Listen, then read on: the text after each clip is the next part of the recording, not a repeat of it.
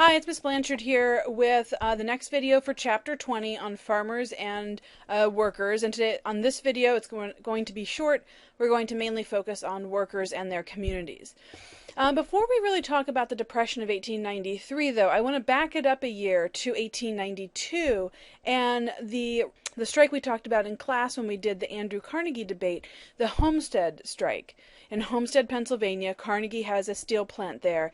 And this is, and we talked about in another video, kind of the tail end of this era of strikes, because you have this era really starting after the Panic of 1873, and this period in between the Panic of 1873 and 1893 is known as the era of strikes, also known as the Long Depression. It's this long, drawn-out, protracted depression that really hits every area of the U.S. economy.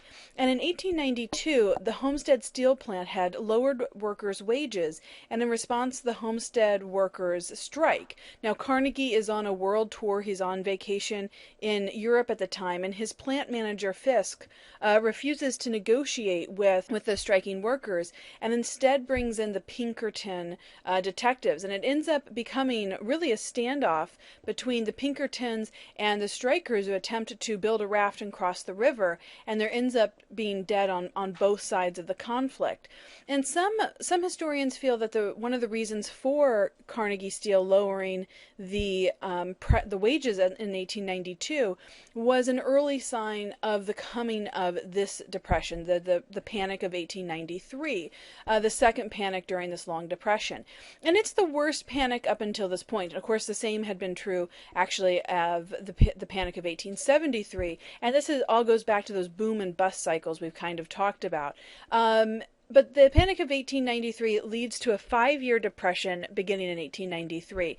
It's going to be ended in 1898 with the Klondike Gold Rush. That actually kind of starts in 1897. That releases a lot of gold into the U.S. economy, and it's going to have multiple results. First of all, ending this long depression and giving us a short period of economic growth. There'll be a small panic in 1907 and another small panic right before World War I begins.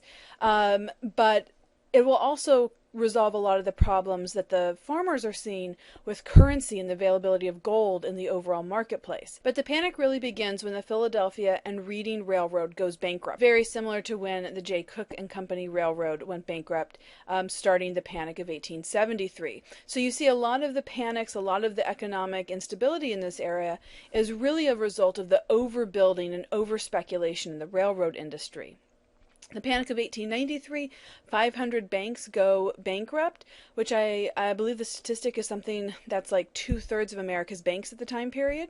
200 railroads go bankrupt because of the overbuilding in the railroad industry, and 1,500 businesses across the United States fail.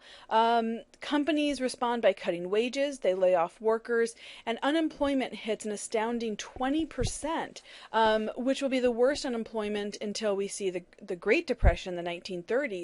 And even then, you do have periods of high unemployment as high as 22 or 25%, but really 20% means that 1 in 5 Americans is out of a job.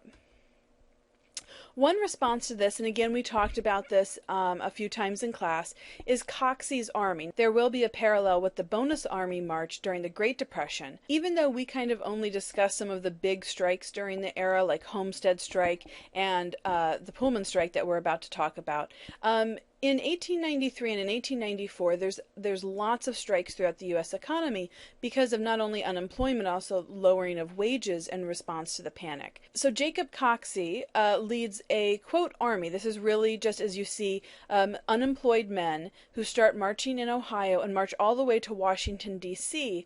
in an attempt to convince Congress to create some kind of jobs or work bills for Americans.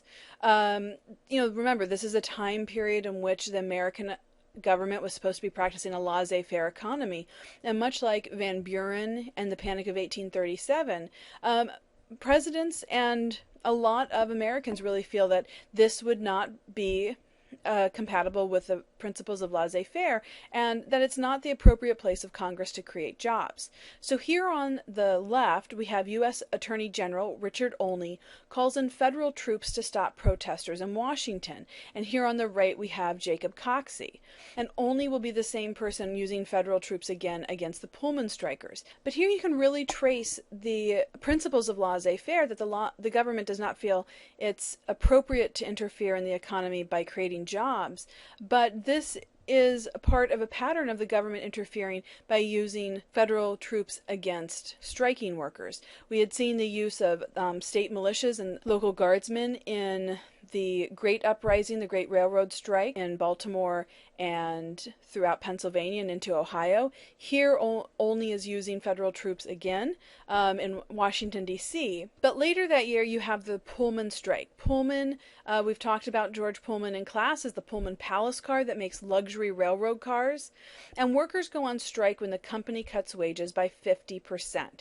However, Pullman is also a company town. There is no attributable cut in prices for housing in the company town or products that are sold in the company town stores. The American Railroad Union leader, Eugene V. Debs, now that's a person, V is his middle initial, he's not a court case, that's often an area of misunderstanding, calls for a national railroad strike. And what ends up happening is a small wildcat strike of a few hundred workers by the Pullman Palace Car Company, by the end of the week results in 125,000 striking workers, and by the end of the month you have almost 250,000 striking workers in the United States, and not just the Pullman Palace Car, but also among porters and other railroad workers. And ultimately, all railroad traffic in the United States is shut down because Pullman is in Chicago, and Chicago is the railroad hub of the United States. And so there is no railroad traffic east or and west of the Mississippi. President Cleveland issues an injunction. So although this is a laissez-faire economy, you see Cleveland interfering on the side of business, telling striking workers that they must return back to work. And he, along with Attorney General Olney, send in the army to end the strike, using railroad traffic carrying mail as their excuse, saying that these striking workers are interfering with the mail service. Strikers in 27 states resist the U.S. troops, and dozens die. And you have the court case of in re Debs. In regards to Debs is all that this means. In 1895, the Supreme Court is out of session, so it's not a court case. It's a court opinion by the Supreme Court that upholds President Cleveland's injunctions, since the strike is restraining U.S. trade. So here we see again this use of the Sherman Antitrust Act to not work against businesses and against illegal combinations and trusts, but actually working to help business by returning striking workers to the workplace. So what are the effects of the Pullman strike? Eugene V. Debs is arrested, he goes to jail, and in jail becomes committed to socialism, which he had not been before. And this is going to go on to be important. We're going to talk about Debs in subsequent units, so he's definitely somebody you should keep your eye on. And there will be a brief socialist movement in the United States, although it will never parallel the socialist movements in Europe, mainly because although American workers do have at times difficult working environments and wages, it will be better than European counterparts. In the court case of In re Debs, Debs' attorney is a up-and-coming American attorney, Clarence Darrow, who again will see several more times in American history, including in the 1920s with another court case that will be important.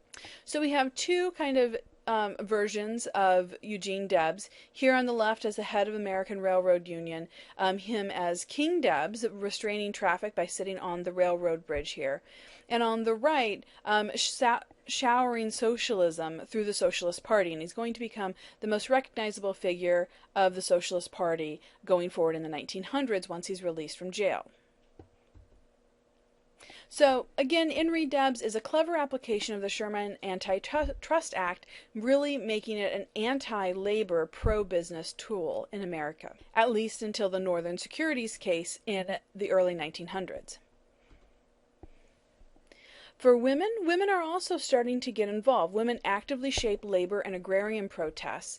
One woman we'll mostly likely talk about in class is Mary Elizabeth Lease. Her famous quotation is, "Raise less corn and more hell."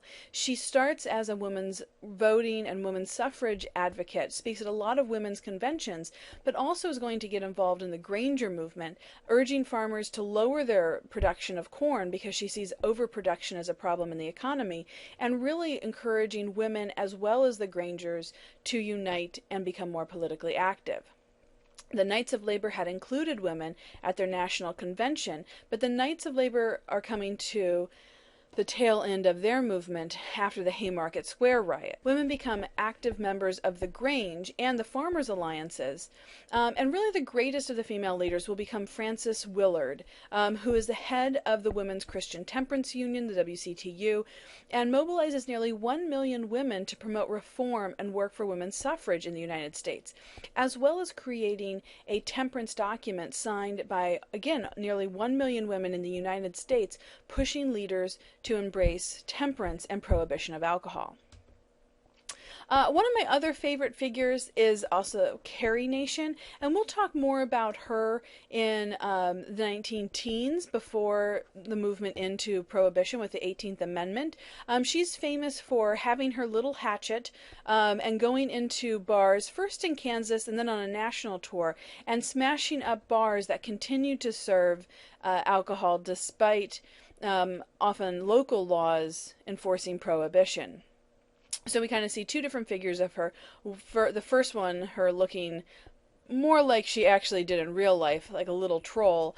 And the second one, like this great temperance agitator, kind of channeling this Joan of Arc spirit, because she actually claimed to hear the voice of God prompting her to do this. So that's where we're going to leave this off today, so we can deal with the populace in a separate video.